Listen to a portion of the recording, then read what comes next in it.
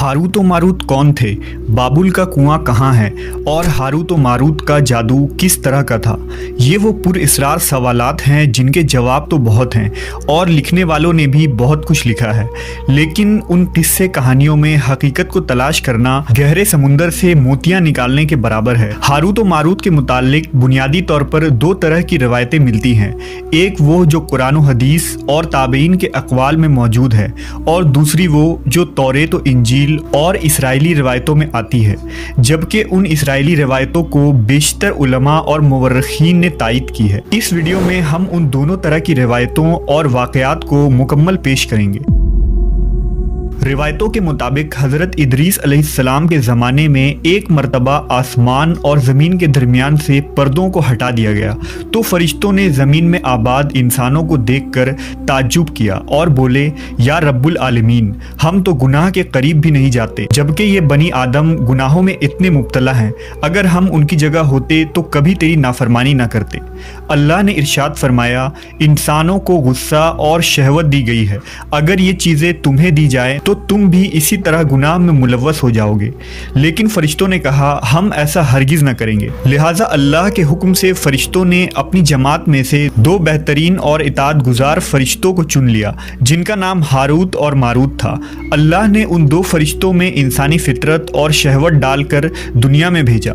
वो शहर बाबुल में दो खूबसूरत इंसान बनकर आए और काजी के काम पर मुकर्रर हो गए, जहां वो लोगों के दरमियान फैसले किया करते थे। एक दिन उनके पास एक औरत अपना मुकदमा लेकर आई और कहा कि उसका शौहर उसे बहुत परेशान करता है। हारूत व मारूत ने जब उस औरत को देखा तो वो उसकी खूबसूरती और हुस्न से मरऊब हो गए और उस पर आशिक हो गए। उन्होंने उस औरत से जिना की ख्वाहिश की तो औरत ने उनसे कहा, तुम्हारी ये ख्वाहिश मैं तभी पूरी करूंगी जब तुम बुत की पूजा करो, शराब पियो या मेरे खाविंद को कत्ल कर दो। हारूत व मारूत ने शराब नोशी को छोटा गुनाह समझकर पी लिया और नशे की मस्ती में दो और कबीरा गुनाह कर बैठे। उस औरत ने उनसे आसमान पर चढ़ने का अमल भी सीख लिया, जिसके जरिया वो आसमान पर जाते थे। जब औरत इस अमल के जरिया आसमान पर गई तो अल्लाह के हुक्म से उसे सितारे की शक्ल में मस्ख कर दिया गया। चूंकि उस औरत का नाम ज़ोहरा था, इसलिए वो सैयारा ज़ोहरा कहलाया, जिसे आज वीनस कहते हैं।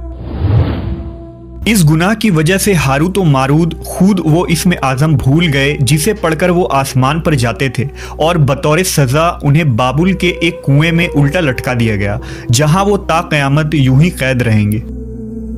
ये एक इसराइली रवायत है जिसे इमाम इब्न कसीर और फ़खरुद्दीन राज़ी जैसे मुफस्सरीन अफसाना और मन घड़त कहानी करार देकर सख्ती से रद्द कर देते हैं। वहीं इमाम सयूती जैसे उलमा इस रिवायत को मुस्तनद मानते हैं। हारूत व मारूत और चाहे बाबुल के सिलसिले में एक और रिवायत कसरत से बयान की जाती है, जिसके मुताबिक एक ज़माना ऐसा था जब शहर बाबुल रुए ज़मीन पर तहजीब व तमद्दुन का मरकज़ था।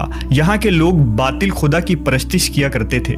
ये लोग अपनी किस्मत उनसे वाबस्ता समझते थे, इसलिए इल्म नजूम और इल्म फल्कियात में बड़े माहिर थे।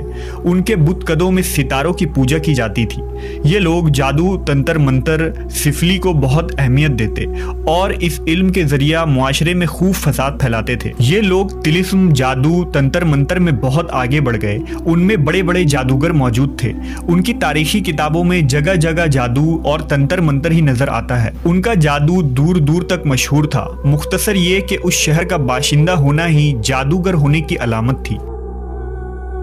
जब हज़रत सुलेमान अलैहिस्सलाम की हुकूमत आई तो आपने उन लोगों को इस शिरकिया अमल से रोका और उनकी सहर और जादू की किताबों को एक जगह जमा करके अपनी अजीम कुर्सी के नीचे दफन कर दिया, ताकि इस फितना अंगेज इल्म का जड़ से खात्मा हो जाए। जब सुलेमान अलैहिस्सलाम की वफात हुई तो शैतान ने उन किताबों को दोबारा खोद कर निकाला और लोगों से कहा कि सुलेमान पैगंबर नहीं था, बल्कि उन किताबों के जरिया हुकूमत किया करता था। लिहाजा हवा में उड़ना, जिन्नात पर काबू और सुलेमान अलैहिस्सलाम के गैर मामूली मुआजिज़ात दरअसल जादू और सिफली का अमल था।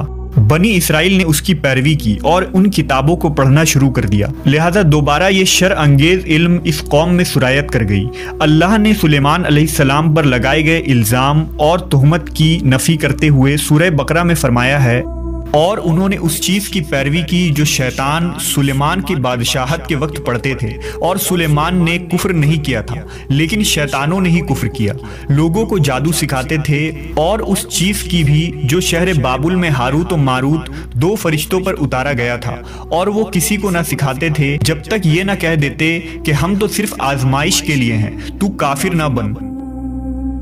لہذا جب یہ سحر کا علم بابل میں عام ہو گیا اور لوگوں کی تکلیف اور پریشانی کا باعث بن گیا، تو اللہ نے دو فرشتوں کو انسانی صورت میں مامور کیا کہ وہ جادو کے عوامل اور اسے باطل کرنے کا طریقہ لوگوں کو سکھائیں تاکہ وہ جادوگروں کے فساد اور شر سے محفوظ رہ سکے۔ لیکن یہ تعلیمات غلط مقصد کے لیے بھی استعمال ہو سکتی تھی، حالانکہ وہ فرشتے لوگوں کو تنبیہ کرتے تھے اور ان کے لیے صراحتاً کہتے تھے کہ یہ تمہارے لیے ایک طرح کی آزمائش ہے، لیکن پھر بھی وہ لوگ ایسے کاموں میں پڑ گئے جو انسانوں کے لیے ضرر اور نقصان کا باعث تھا۔